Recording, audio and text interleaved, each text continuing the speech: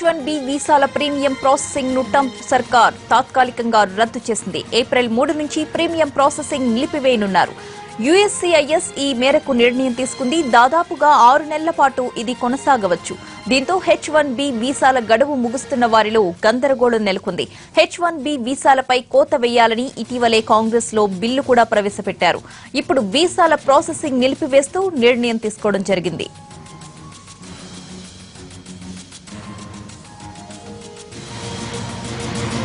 H1B వీసాలపై కోత వేయాలని ఇటీవలే కాంగ్రెస్ లో బిల్లు ప్రవేశపెట్టారు. ఇప్పుడు వీసాల ప్రాసెసింగ్ ను నిలిపివేస్తూ ట్రంప్ సర్కార్ ఒక సంచలనమైన నిర్ణయం తీసుకుని మరొకసారి వివాదాలకు కేంద్ర బిందువయ్యారు. ట్రంప్ అన్ని H1B వీసా దరఖాస్తుల నిలుపుదల చేయడం జరిగింది. అయితే ఇప్పటికే H1B వీసాలో ఉన్న వారి గడువు ముగుస్తున్న వారిలో ఒక రకమైన ఆందోళన నెలకొంది. గందరగోళ పరిస్థితిలో వారంతా ఉన్నారు.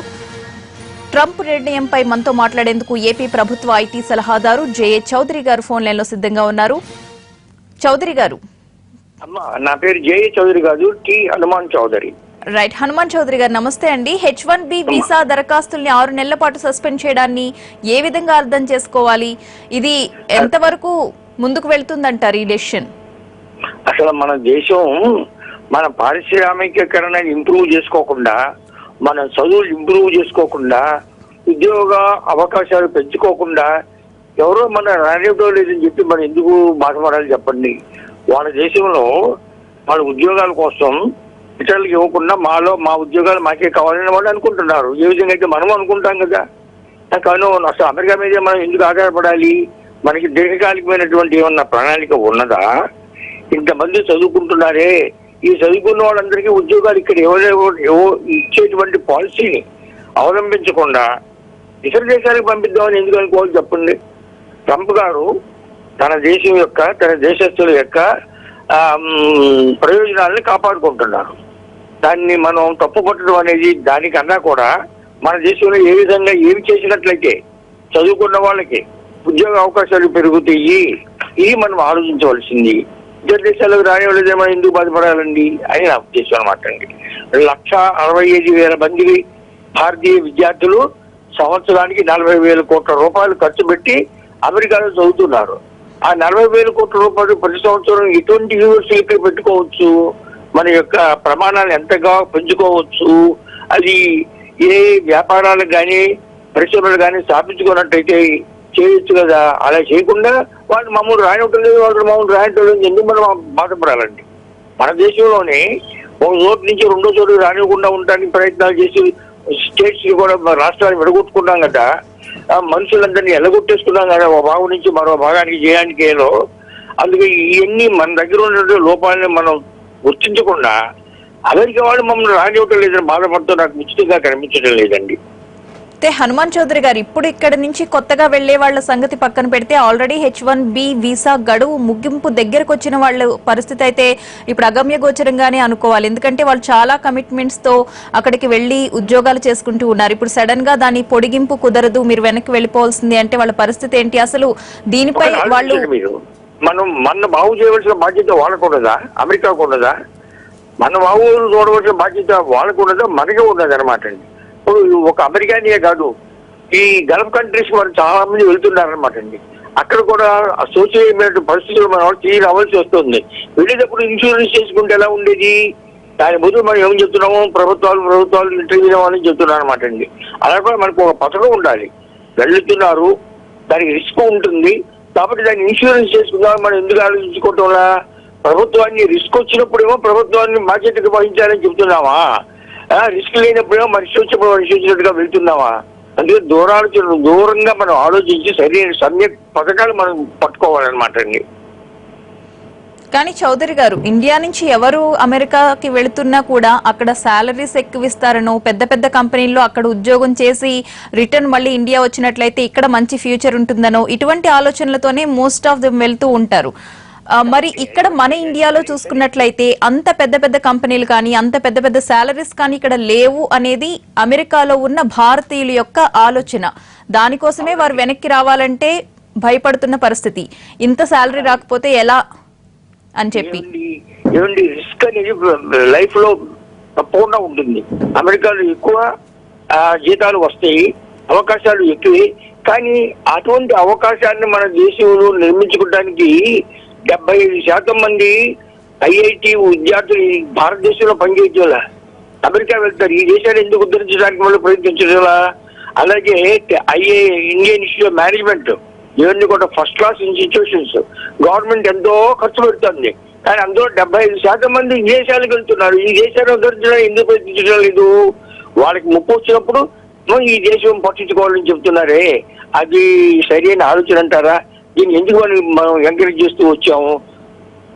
రైట్. ఇప్పుడు ట్రంప్ తీసుకునే ఏ నిర్ణయం అయినా కూడా మన ఇండియాకి ఫ్యూచర్ కి పనికొచ్చేదే అయినప్పటికీ ఇప్పుడు ప్రెసెంట్ ఉన్న సిచ్యువేషన్ లో అక్కడ ఉన్న ఇండియన్స్ ఏం చేస్తే బాగుంటుందని మీ సలహా అండి? అంటే ఇప్పుడు H1B వీసాలు సడన్ గా నిలుపుదల చేశారు, అలాగే పొడిగింపు కూడా కుదరదు అని చెప్తున్నారు. ఒక 6 నెలల వరకు ఇదే పరిస్థితి కొనసాగుతుంది అంటున్నారు. ఇప్పుడు అక్కడున్న ఇండియన్స్ ఏం చేయాలి ఈ విషయంలో?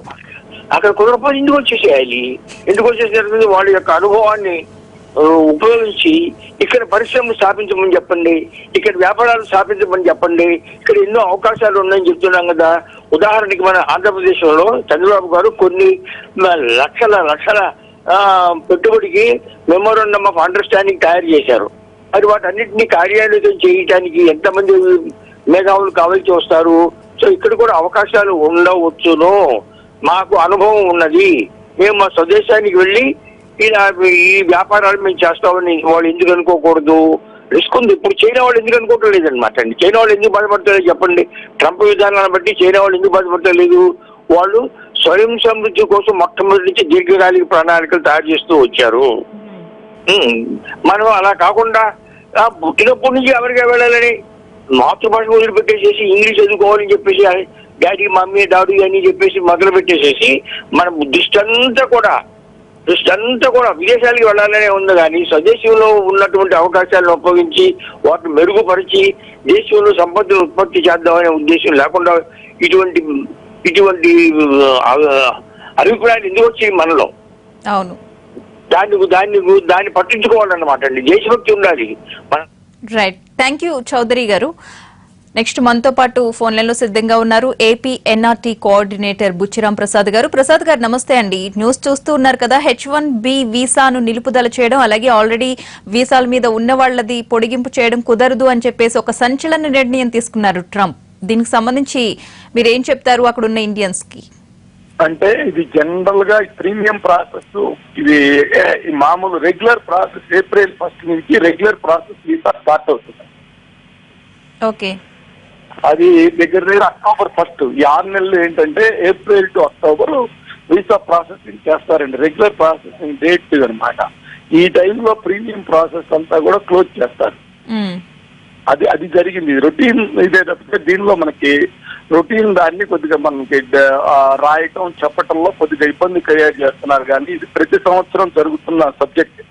అంటే రామ్ ప్రసాద్ గారు, ఇంతవరకు మనం ట్రంప్ తీసుకుంటున్న నిర్ణయాలన్నింటినీ కూడా వరుసగా ఒకసారి గమనించినట్లయితే ఇది రెగ్యులర్ ప్రాసెస్ అయినప్పటికీ 6 నెలల తర్వాత మళ్ళీ ఎప్పట్లాగే జరుగుతుంది అనే గ్యారంటీ లేదు ఇక్కడ. ఎందుకంటే అక్కడ ఇండియన్స్ అందరూ కూడా ఇలాగే భయపడుతున్నారు. మొత్తంగా H1B వీసాలు క్యాన్సిల్ చేస్తారా అని. దీన్ని మళ్ళా ఇదివరకు రోజుల్లో లెక్క దీన్ని ఓపెన్ చేయటం అనేది నార్మల్ గా జరుగుతుందండి. ఇది ట్రంప్ ఒక్కడు తీసుకునే నిర్ణయం కూడా కాదండి. ట్రంప్ ఏంటంటే ఒక్కడు నిర్ణయం తీసుకుని మొత్తం నేను చేస్తానంటే కూడా కుదరదు. దానికి ఇక్కడ మన దగ్గర ఎట్లయితే పార్లమెంటు మనకి రాజ్యసభ లోక్సభలు ఉన్నట్టుగా అక్కడ కూడా 2 ఉన్నాయి. కాబట్టి అందుకనే ఏంటంటే వాటిల్లో ఈ సెనేటర్స్ కాంగ్రెస్ మెన్ అప్రూవల్ కావాలి. ఇవన్నీ కూడా ఎగ్జిక్యూటివ్ ఆర్డర్లు ఏది కాలేదండి. ఇవన్నీ ఏంటంటే అక్కడ ఆయన చెప్తున్నాడు. మొన్న ఏమన్నాడు, 7 దేశాలు ముస్లిం దేశాల వాళ్ళని రానియనన్నాడు. రానియనన్న తర్వాత సుప్రీంకోర్టు ఆర్డర్ ఇచ్చిన తర్వాత మళ్ళీ వాళ్ళకి వ్యాలిడ్ వీసా ఉన్న వాళ్ళందరినీ కూడా అలౌ చేశాడు 7 ముస్లిం దేశాలకి. అదేవిధంగా ఏంటంటే అక్కడ కోర్టులు అవి కూడా మన దేశంలో ఎట్లయితే శాసనసభ పార్లమెంటు తర్వాత మనకి ఎట్లయితే ఈ బ్యూరోక్రసీ కోర్టు 3 సిస్టమ్ ఉందో వాళ్ళకి కూడా 3 టైప్ సిస్టమ్ ఉంది. కోర్టులు కూడా పనిచేస్తాయి. అదేవిధంగా అక్కడ మనకి పార్లమెంట్ లాగా అక్కడ సెనెట్ అండ్ కాంగ్రెస్ ఉంది. దే ఆర్ వర్కింగ్ దాన్ని బట్టండి. అందువల్ల ఏంటంటే ఇవాళ జరుగుతున్న పరిణామాలు ఇవన్నీ ఎగ్జిక్యూటివ్ ఆర్డర్లు ఇచ్చినవి కూడా మన 7 ముస్లిం దేశాలు దాని మీద రిటర్న్ చేసేసుకుని మళ్ళీ ఏంటంటే ఎలౌది వీసా స్టేటస్ ఉన్న వాళ్ళందరినీ ఎలౌ చేస్తున్నారు. అందువల్ల నా ఉద్దేశంలో ఇప్పుడు ఇది రొటీన్ గా జరిగే premium process H1 process April 1 నుంచి అక్టోబర్ 31 దాకా ఈ రెగ్యులర్, ఎందుకంటే దగ్గర దగ్గర 2 లక్షల అప్లికేషన్లు ఇప్పుడు మనం అప్లై చేస్తారు H1 వీసాల కోసం. H1B వీసాల కోసం 2 లక్షల అప్లికేషన్లు ఉంటాయి. ఈ 2 లక్షల అప్లికేషన్లు ప్రాసెస్ చేయడానికి అక్కడ స్టాఫ్ కి ప్రీమియం మిగతా వీసాలన్నీ ఆపి ఓన్లీ దీని మీదే పెడతారు మొత్తం కాన్సన్ట్రేషన్. అది నాకు ఉన్నటువంటి ఇన్ఫర్మేషన్ ప్రకారం, నాకు తెలిసినటువంటి పద్ధతి ప్రకారం. అంతే తప్పితే ఇప్పుడు దాకా ఎటువంటి ఆర్డర్స్ అయితే కానీ దీని మీద రాలేదు. ఇది ఓన్లీ ఇది ఒకటే, ఇది రొటీన్లుగా జరిగేది 6 నెలలు ఇది ఆపటం. రైట్, అయితే ఎవరు కంగారు పడాల్సిన అవసరం అయితే లేదంటారు. రైట్ అండి, థ్యాంక్ యూ రామ్ ప్రసాద్ గారు.